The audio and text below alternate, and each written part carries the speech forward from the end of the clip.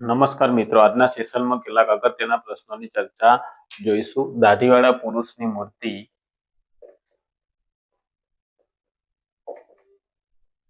મોહેંજો-દડોમાંથી મળી, જેને આપણે પુરોહિત કહેવામાં આવે છે. હડપ્પીય સભ્યતાના લોકો કયા પ્રાણીથી અપરિચિત હતા?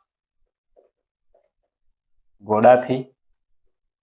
કર્ણાટકમાં સોનું અને સિંધમાંથી શું આવતું? સિંધમાંથી કપાસ. છીપ અને શંખ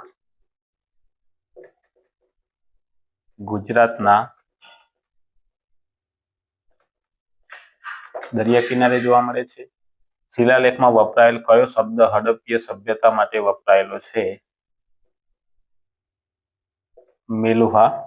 તો મિત્રો, આ પ્રકારના જે પ્રશ્ન છે તમામ સ્પર્ધાત્મક પરીક્ષામાં પૂછાય એવા છે. મિત્રો, તમને વિડીયો ગમ્યો હોય તો લાઈક કરજો, શેર